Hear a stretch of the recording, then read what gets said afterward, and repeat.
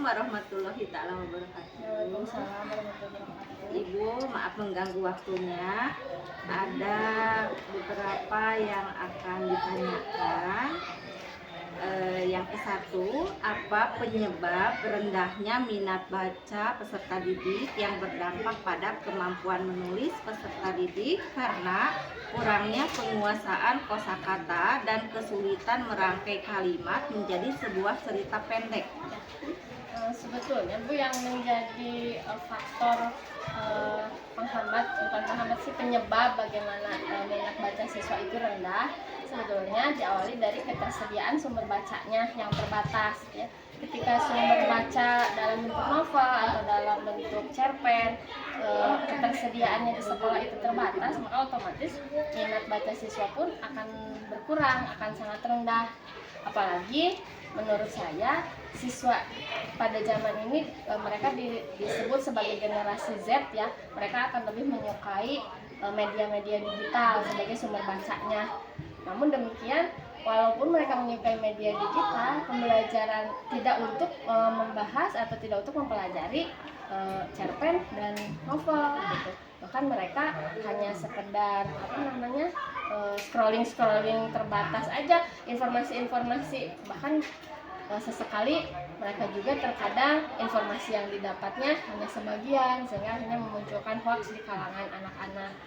Jadi kesimpulannya menurut saya minat baca siswa terbatas atau berkurang untuk saat ini. Satu, ya memang karena ketersediaan sumber bacanya. Kemudian yang kedua karena ketertarikan siswa untuk membaca dalam bentuk buku yang memang sudah terkalahkan dengan media digital yang sekarang sedang booming-boomingnya gitu. Pertanyaan kedua, apa penyebab guru kurang optimal dalam menerapkan model pembelajaran yang inovatif sesuai dengan karakteristik dalam materi menulis cerpen? Sebetulnya barangkali itu berasal dari keterbatasan pemahaman guru itu sendiri tentang bagaimana mengimplementasikan model pembelajaran yang tepat untuk pembelajaran cerpen. Seperti yang pernah Ibu sampaikan bahwa Ibu akan mengimplementasikan model pembelajaran PJBL, Project Based Learning, dalam pembelajaran cerpen. Sebetulnya itu cocok-cocok aja karena siswa nanti dituntut produknya atau projectnya melaksanakan project menulis cerpen gitu kan ya Bu. Tapi pada kenyataannya untuk project based learning itu tentu membutuhkan alokasi waktu yang tidak sedikit. Bagaimana guru yang bersangkutan harus mampu mengalokasikan waktu supaya sesuai dengan yang dibutuhkan ketika siswa menyusun cerpen itu sendiri. Dan satu lagi, dalam penerapan model pembelajaran juga harus juga mengoptimalkan ruang lingkup pembelajaran.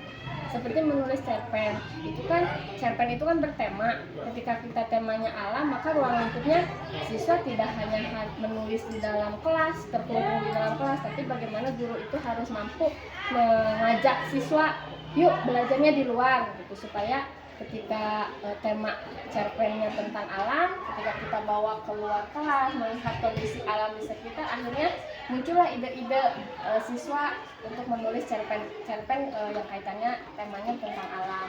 Nah, maka dari itu inovasi-inovasi apa nih yang cocok dalam mengimplementasikan model pembelajaran?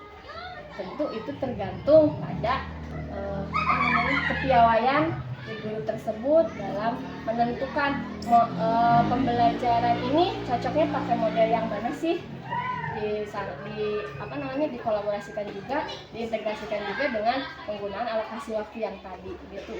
Ya tentunya ketika kita menggunakan model pembelajaran PJBL seperti yang Ibu sampaikan tadi di cerpen, saya dapat katakan bahwa itu tidak apa-apa, itu oke-oke saja selama ruang lingkup dan alokasi waktunya Ibu tentukan, Ibu kemas sedemikian rupa sehingga produk berbentuk cerpen itu dapat dihasilkan oleh siswa sesuai dengan kemampuan dan karakteristiknya masing-masing.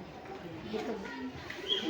Pertanyaan yang ketiga, apa penyebab guru masih belum mengoptimalkan pemanfaatan teknologi informasi atau TIK dalam pembelajaran cerpen? Oke.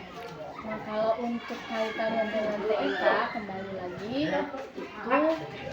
itu dengan kemampuan ibu tersebut dalam memanfaatkan media TIK. Dan satu lagi Bu, ada kalanya kan pembelajaran cerpen itu tentunya harus melibatkan perpustakaan, misalnya ketersediaan buku bahan bacaan di perpustakaan. Nah sekarang cerpen itu sudah bisa kita akses melalui media online, tentunya menggunakan media TIK itu sendiri. Ketika guru yang bersangkutan misalnya, jangankan untuk ngutak-ngatik di online-nya misalnya, jangankan untuk ngutak-ngatik digitalnya, untuk bagaimana mengoperasikan si media TIK-nya saja misalnya belum mampu. Nah makanya dari itu menurut saya ada lebih baiknya ibu bapak guru itu, ayo kita sama-sama bagaimana meningkatkan kemampuan di bidang TIK, bisa dengan berbagai cara, misalnya tutoring dengan teman sebaya gitu ya Bu ya, atau misalnya kita hadir ke tempat-tempat yang menyediakan sejenis seminar atau sejenis BIMTEK yang kaitannya dengan pengoperasian media TIK itu barangkali Bu. Dan saya pikir berapapun usianya kita, berapapun bagaimanapun keterbatasan kita, kalau kita tetap mau belajar, saya yakin itu kita akan mampu mengoptimalkan penggunaan TIK itu sendiri. Gitu Bu. Jangan takut salah, jangan takut ya pokoknya jangan takut lah ya, jangan takut untuk mari kita upgrade ilmu kita, terutama kaitannya dengan TIK. Gitu Bu. Terima kasih Bu. Sama-sama. Assalamualaikum warahmatullahi wabarakatuh. Waalaikumsalam.